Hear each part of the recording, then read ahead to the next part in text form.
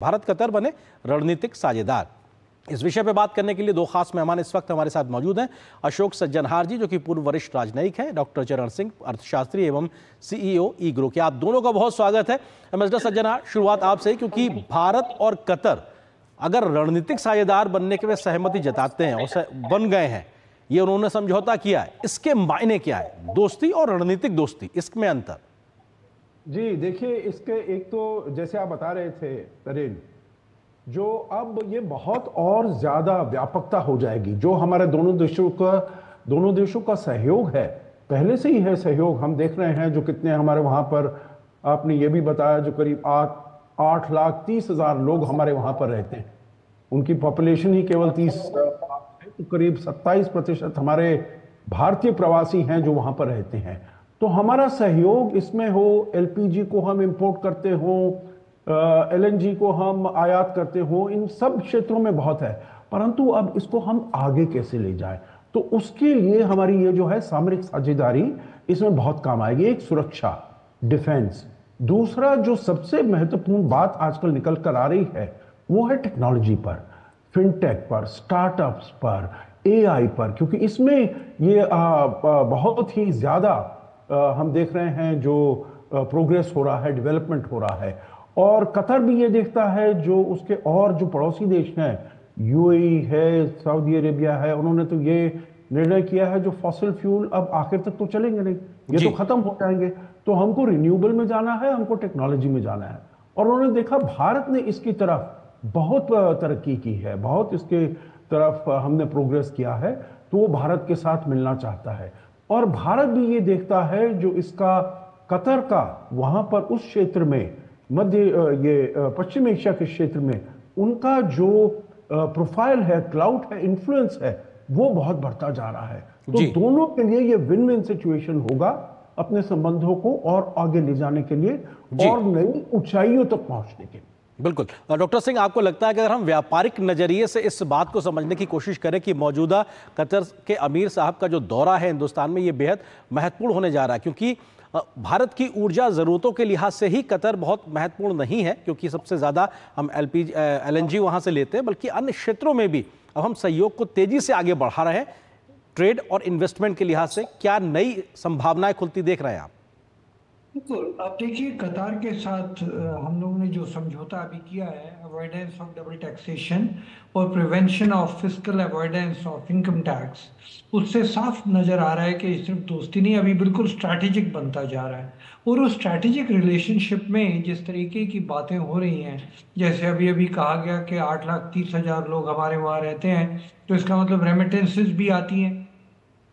और जैसे आपने अपनी रिपोर्ट में बताया कि काफ़ी ज़्यादा हम लोग यहाँ से एक्सपोर्ट भी करते हैं, जिसमें फ्रूट्स, वेजिटेबल्स, स्पाइसेस, ये सब चीज़ें हैं, इलेक्ट्रिकल गुड्स भी हैं और प्लास्टिक प्रोडक्ट्स भी हैं, तो काफ़ी ज़्यादा हम लोग एक्सपोर्ट भी कर रहे हैं। और इसके अलावा देखिए, जैसे हमने इंडिया विकसित भारत 2047 बनाया है, उसी तरीके कतार ने बनाया हुआ है कतार नेशनल विजन 2030 जी। तो उसमें भी एक जैसे विचारधारा है कि फ्यूचरिस्टिक हम लोगों ने आगे बढ़ना है।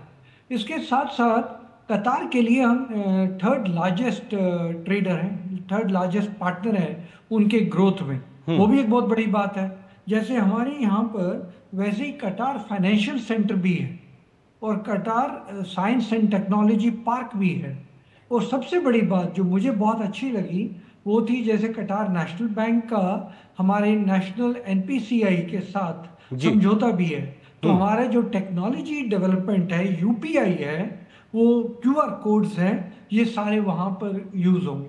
तो जिस तरीके का समझौता हमारे और कतार के अंदर हो रहा है, वो यही दिखाता है कि दोस्ती गहरी हो रही है और बढ़ती जा रही है। और इसके साथ साथ जो हमारी कल्चर रिलेशनशिप्स हैं उसको भी हम बढ़ा रहे हैं, पीपल टू पीपल रिलेशनशिप भी बढ़ा रहे हैं। तो सिर्फ ये टेक्नोलॉजी और मनी मैटर्स की बात नहीं है, फूड एंड एक्सपोर्ट इंपोर्ट की बात नहीं है, कल्चरल एक्सचेंज भी हो रहा है। तो गहराई दोस्ती की बढ़ रही है और जरूरी भी। बिल्कुल।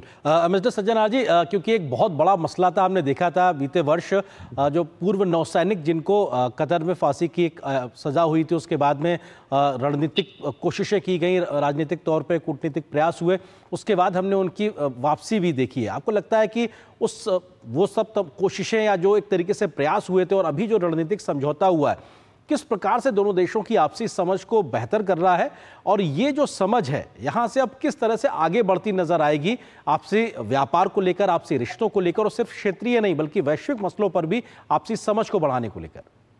जी देखिए, ऐसा है, जो थोड़ी सी तल्खियत आ गई थी जब ये केस चल रहा था। 8 हमारे जो नौसैनिक थे वहां पर उनके केस चल रहा था, जो इन्होंने स्पाइंग की है, इन्होंने कोई खुफिया काम किए हैं इजराइल के लिए, कुछ उन्होंने उनको वहां से इंफॉर्मेशन दी है। तो वहां पर जब केस चल रहा था तो बहुत तल्खियत आ गई थी। हमारी जो एम्बेसी है वहां पर वो जाकर उनसे कॉन्सुलर एक्सेस लेती थी, मुलाकात करती थी, बातचीत करती थी।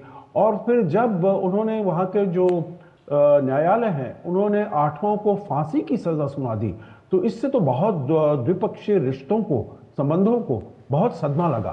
परंतु फिर ये अपील की गई वहां के अमीर को, और उनके अमीर ने पर्सनल अपना रिस्पॉन्सिबिलिटी लेते हुए उन सभी 8 जो नौसैनिक थे उनकी ये जो फांसी की सजा थी उसको मुलतवी कर दिया, उसको खत्म कर दिया।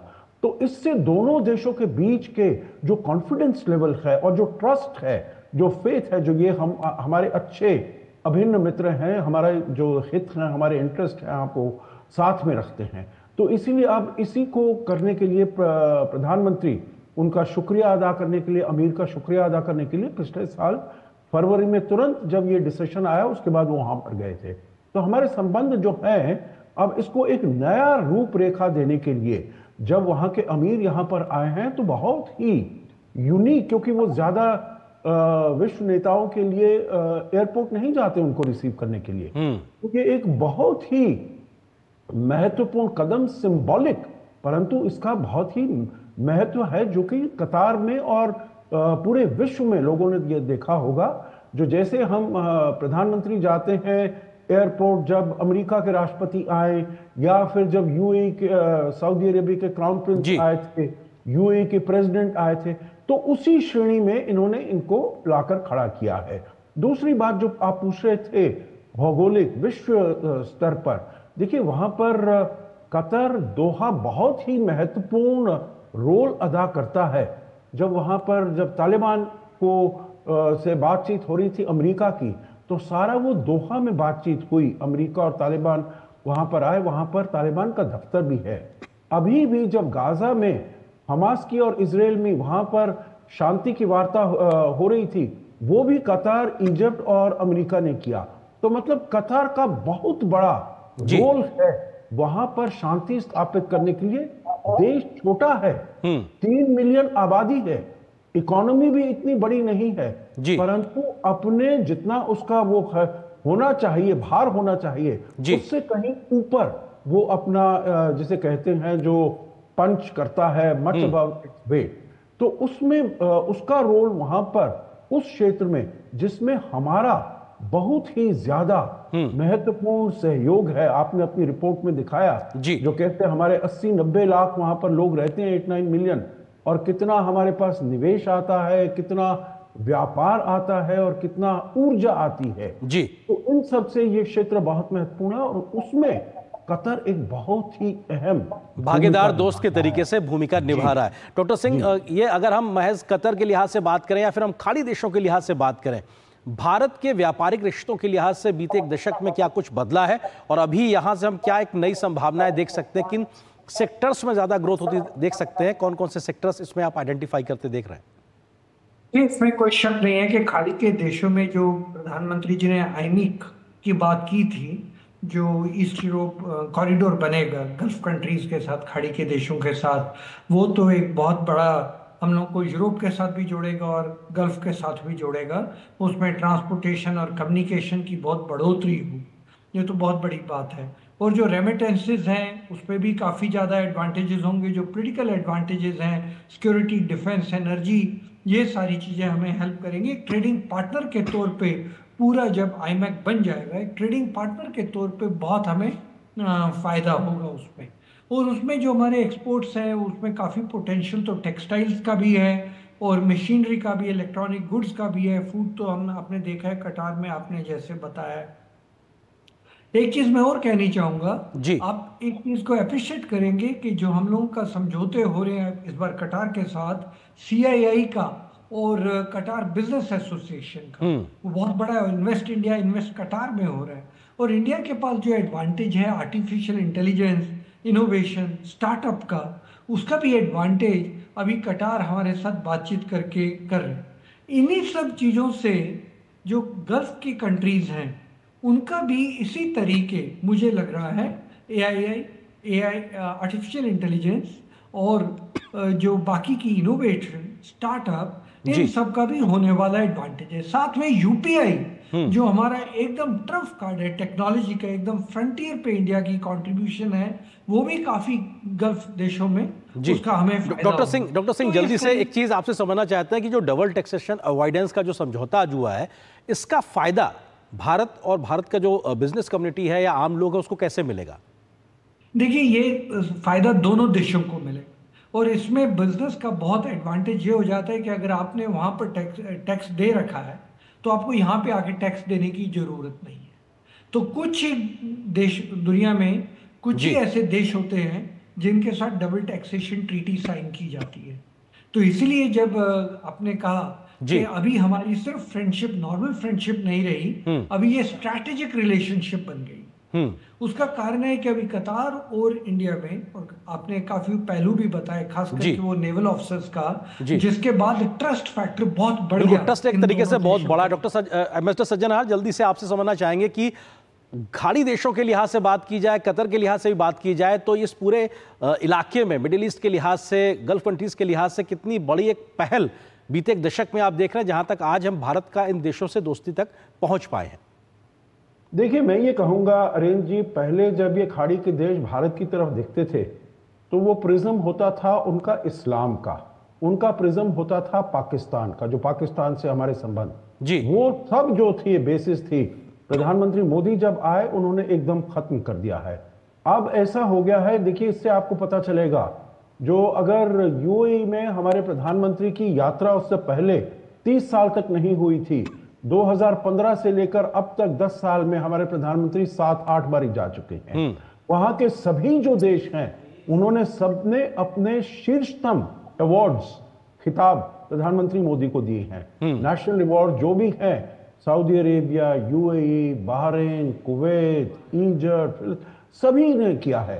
तो मतलब प्रधानमंत्री मोदी का स्वयं का योगदान इन देशों के साथ अपने संबंधों को आगे ले जाने में बहुत महत्वपूर्ण है। मैं कहूंगा इनका, प्रधानमंत्री मोदी की जो विदेश नीति है बहुत सफल हुई है, परंतु ये जो इन देशों के साथ जो हमने अपने संबंधों को आगे लेकर गए हैं, वो इसमें एक बहुत ही बड़ा सितारा है मेरे विचार से। बिल्कुल, और जो बात आपने कही सर, उसमें एक चीज खाली जोड़ दें कि खाड़ी देशों में 2014 के बाद से प्रधानमंत्री मोदी की टोटल 14 यात्राएं हो चुकी हैं, जो अपने आप में दिखाता है कि कितना बहुत ज्यादा महत्व वो देश हमको और हम उनको दे रहे हैं। वक्त इतनी अनुमति दे रहा है। आप दोनों मेहमानों का बहुत शुक्रिया हमारे साथ जुड़ने के लिए, इस खबर पर विस्तार से बात करने के लिए। फिलहाल